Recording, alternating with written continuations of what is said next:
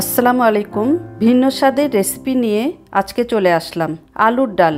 আলুর ডাল কথাটা শুনতে মনে হয় একটু অন্যরকম লাগছে, বাট আমরা অনেকেই আলুর ডাল তৈরি করতে খুব পছন্দ করি এবং খেতেও খুব পছন্দ করি। তাহলে শুরু করা যাক আজকের রান্না। আজকে আমি রান্নাটা করব সরিষার তেল দিয়ে। 2 টেবিল চামচ পরিমাণ আমি সরিষার তেল দিয়ে নিলাম। আর টাকি মাছটা একটু তোমাদেরকে দেখিয়ে নেই। এই যে এরকম টাইপের আমি এট ফার্স্ট আমি রসুন দিয়ে নেব। 1 চা চামচ পরিমাণ রসুন দিয়ে দিচ্ছি।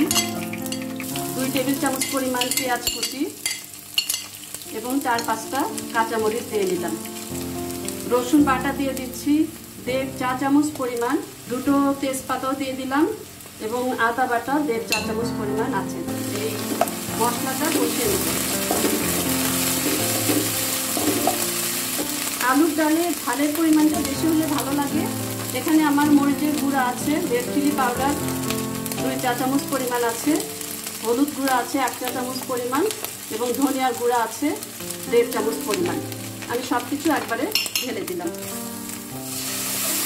একটু পানি দিয়ে নিলাম। আলুর ডাল রান্না করার সময় যেটা তোমাদেরকে মনে রাখতে হবে যে আলুটাকে খুব করে কষাতে হবে। আলু না কষাইলে আলুর গন্ধটা যায় না। এটা আমার মা খুব সুন্দর করে আলুর ডালটা রান্না করতো। আমরা খুবই পছন্দ করতাম আমার মায়ের হাতের ডাল রান্না।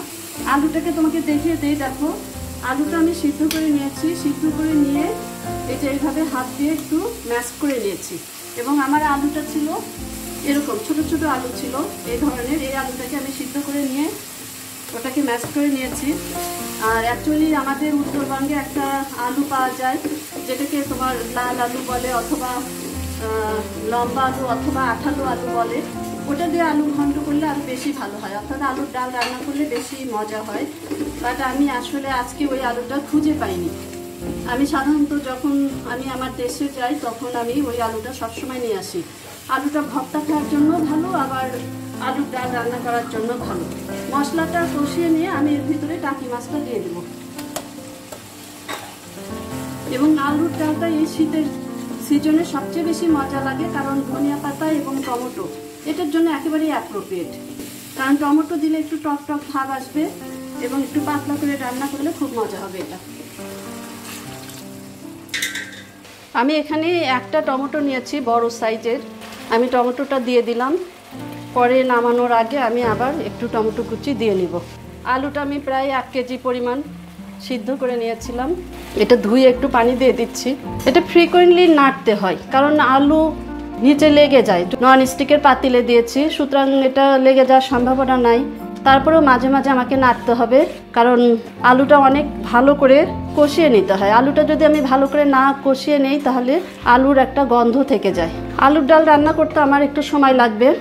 দেখো, এখন এই চেহারাটা অনেক সুন্দর, আলুর ডালের চেহারা। এর ভিতরে আমার মাছটাও ম্যাশড হয়ে যাবে। আমরা সাধারণত যখন এই আলুর ডালটা রান্না করি মাছটা একটু ম্যাশড করে দিই, অর্থাৎ এটাকে আমরা আস্ত মাছ রাখি না, যেমন এই যে টুকরা টুকরা এটা রাখি না। এটা মিক্সড হয়ে গেলেই বেশি ভালো হয়। এটাকে ভেঙে ভেঙে যাবে, অর্থাৎ আধা ভাঙ্গা হয়ে যাবে। আর আলুর ডাল রান্না করার সময় ঢাকনা খুব একটা যে দেওয়া যাবে তা নয়, কারণ এটা বাড়ি বাড়ি ঢাকনা দিলে আবার খুলে খুলে বারবার এভাবে কষিয়ে নিতে হবে। এইভাবে আমি মিনিট 5 আমি রান্না করব। ঢাকনাটা খুলে ফেললাম। প্রায় 10-15 মিনিট আমি এটাকে কষিয়ে নিয়েছি। আলুর ডালের কনসিস্টেন্সিটা দেখো কিরকম। গ্রেভিটা আর একটু পাতলা রাখতে চাই কারণ আলুর ডাল এমন একটা জিনিস যেটাকে ঠান্ডা হয়ে গেলে জমে যায়। আমি 1 কাপের মতন পানি দিলাম। একটা বলক আসলে এটাকে আমি নামিয়ে ফেলবো। আলুটাকে আমি সুন্দর করে সিদ্ধ করে নিয়ে হাত দিয়ে ম্যাশড করে নিয়েছিলাম। দেখো গ্রেভিটা দেখো কিরকম। এখন আমি আবার একটু টমেটো দিয়ে দিলাম। একটু স্লাইস করে নিয়েছি বড় বড় করে। এটা একদম গলে যাবে না, এমনি এর ভিতরে এরকম থাকবে, একটু সিদ্ধ হবে, হালকা সিদ্ধ হবে, দেখতে ভালো লাগবে। জালটা একটু বাড়িয়ে দিলাম। সামান্য একটু ভাজা জিরা গুঁড়া দিয়ে দিব আমি। ধনিয়া পাতা কুচি। হয়ে গেল আমার আলুর ডাল। এখন এটাকে আমি সার্ভিং ডিশে তুলে নেব। ফ্লেমটা আমি বন্ধ করে দিলাম।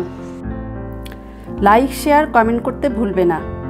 তোমরা যে প্ল্যাটফর্ম থেকেই দেখো না কেন ইউটিউব চ্যানেলে প্রবেশ করো এবং আমাকে সাবস্ক্রাইব করতে ভুলবে না। তোমাদের সাবস্ক্রাইব আমাকে খুব বেশি উৎসাহিত করে।